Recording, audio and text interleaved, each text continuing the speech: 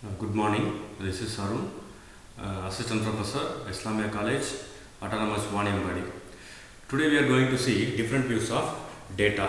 Before going to that, we will have a little bit of knowledge about data structure, what we have seen in the last class.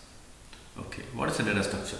Data structure is a special way of organizing and storing data in a computer so that it can be used efficiently.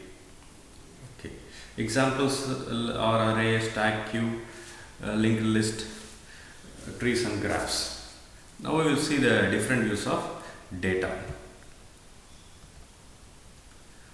View of data in DBMS narrate how the data is visualized at each level of data abstraction.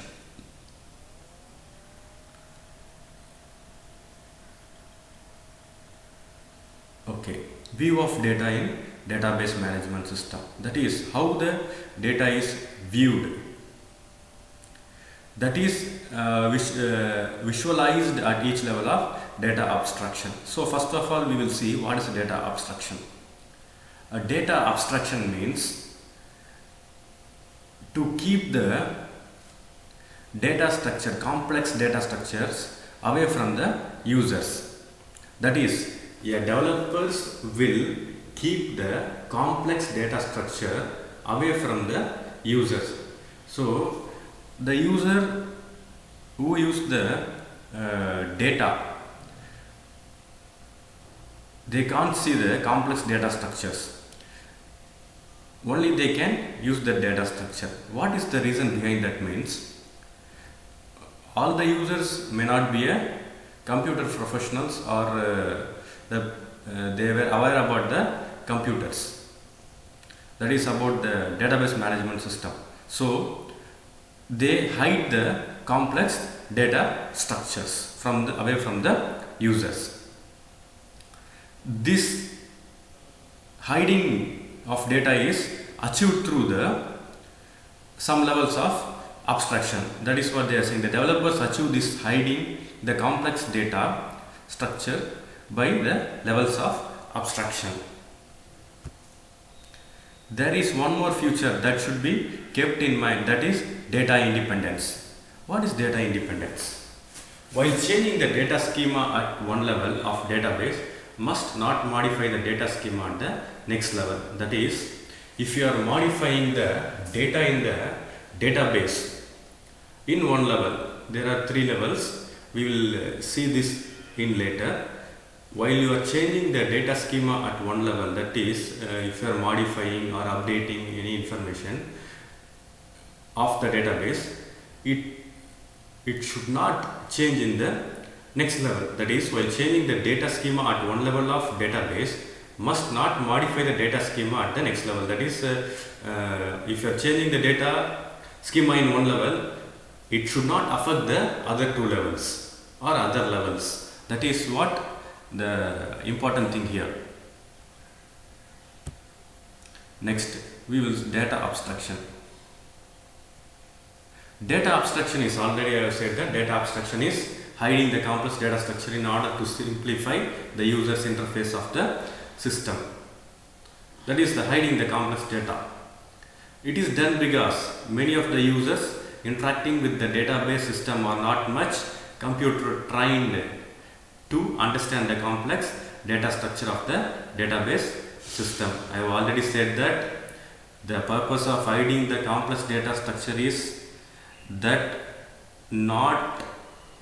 all the users are not that much computer trained to understand the complex data structure of the data structure. That is the reason for having data abstraction.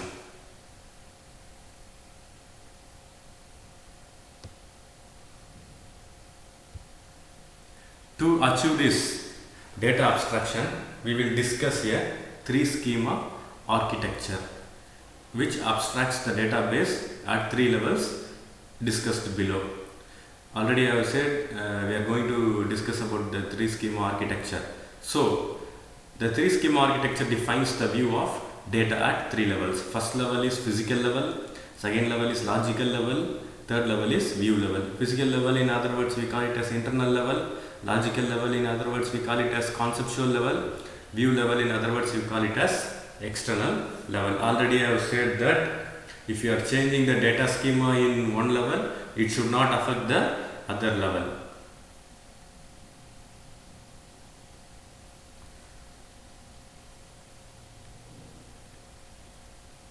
See this?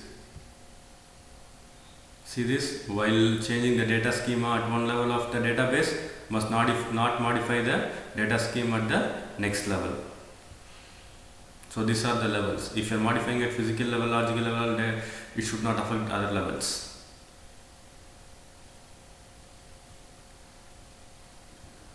Okay. First we will see what is a physical level or internal level. The physical or the internal level schema describes how the data is stored in the hardware. How the data is stored in the hardware. This is the physical level. How data is stored in the hardware. Next, it describes how the data can be accessed. In the physical level, the data is stored in hardware. The stored data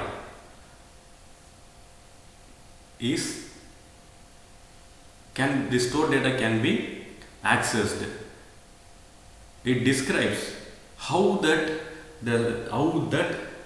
stored data can be accessed.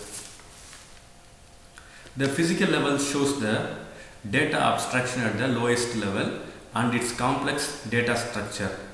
So this level shows the data abstraction at the lowest level and its complex data structure. Only the database administrator operates at this level. Only the data administrator can be operated at this level. That is what physical level or internal level. So physical level means the data is stored in the hardware. It describes how the data can be accessed, and the physical level shows data abstraction at the lowest level and it has complex data structure. Only the administrator can operate at this level. User can't operate at this level. Next level is logical level or conceptual level. Okay, I will show the architecture in the upcoming slides. Now we will see what is a logical level. It is a level above the physical level. So it is a level above the physical level. Here the data is stored in the form of entity set, entities, their data types and relationship among the entity sets, user operations performed to retrieve or modify the data and certain constraints on the data. So what is the entity set? Okay, this is the level above the physical level. So here the data is stored in the form of entity sets. That is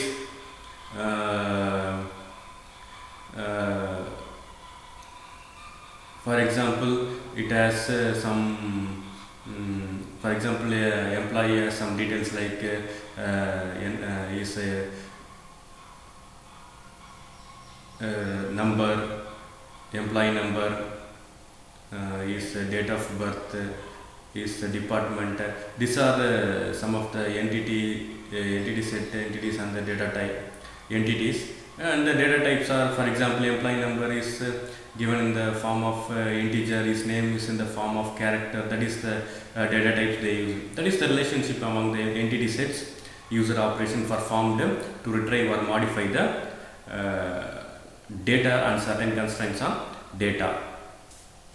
Well, adding the constraints to the view of data adds the security, as users are restricted to access some particular part of database. Here also there is some restrictions. So that is user can be restricted to access some particular parts of database.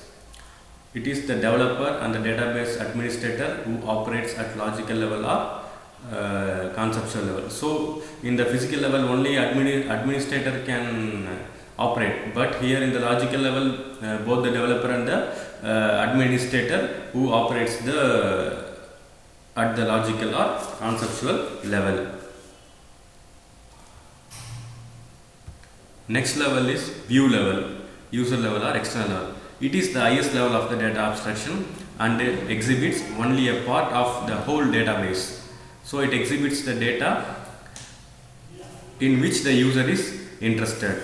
So the view level can describe many views of the same data. Here the user retrieves the information using different application from the database. So this view level is a user level. So this is the highest level of the data abstraction, and it exhibits only a part of whole database. Here it exhibits the data in which the user is interested. The view level can describe many views of same data.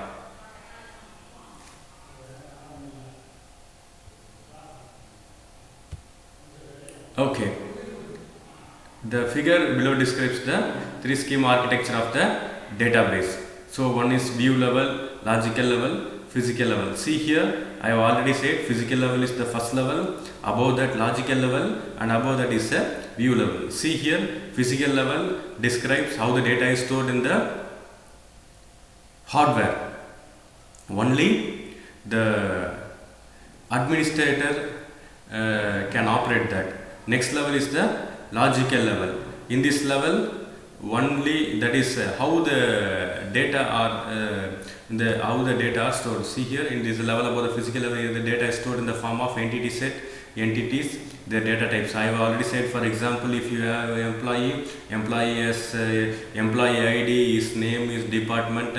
So based on different entities, we are giving the different data types and the relationship among them. That is the logical level. Then here comes the view level, user level, or external level. So this is the physical level, this is the logical level. In the logical level, both the developer and administrator can operate, but in the view level, only the user can see we can access the information that are in the database.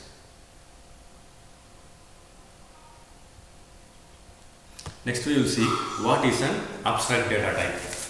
And ADT is defined as a mathematical model of data objects that make up a data type as well as function that operates on object. So mathematical model, or it is called it as a, only it is not called it as a mathematical model, and ADT is a logical or mathematical or abstract view. So it defined as a mathematical model of data objects that make up data type as well as function that operate on object. So what do you know what is a data type and as well as function? Okay. ADT are entities that are definitions of data and operations but do not implement details. So we will see what is that. We know that we are going to storing data, and we also know what operations we are going to perform, and we know what way the data is going to stored depending upon what data structure, but we don't have implementation details. That is what the second point says. We know that what we are going to store, and we also know what the operation we are going to perform, and we know what way the data is going to store depending upon the data structure, but we don't have the implementation details. Okay. For example, we will see what is an abstract view and implementation view. What is the abstract view means? For example, we will take a mobile phone. It has 4 GB RAM, processor, 5.5 screen, dual camera, and Android operating system. Okay. These are the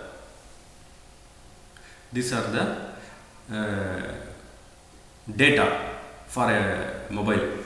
And what are the operation we are going to perform? We may call, we may capture a photo.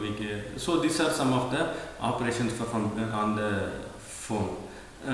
What is the implementation view here? For example, for different languages we are implementing different things. Here in the implementation view we can see based on the in C++. Class name is a smartphone private. Inside that we are declaring what is the RAM, what is the processor. This is the implementation detail. So that is what ADT are the entities that are definitions of data, that is and operations. I have already said that a phone has 4 GB RAM data. The definitions of data, that is data, and operations, that we are making a call, we are capturing a photo using camera. These are the operation, basic operation, but do not have implementation details. That is the implementation in the form of programming.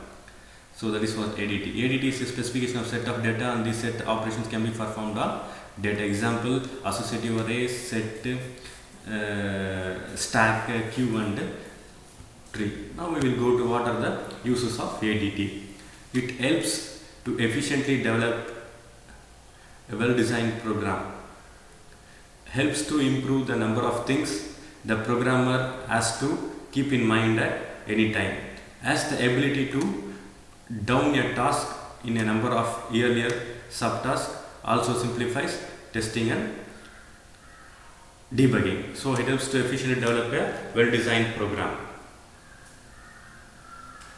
It helps to reduce the number of things that programmer has to keep in mind at any time, has the ability to down a task into a number of earlier subtasks, also simplifies testing and debugging.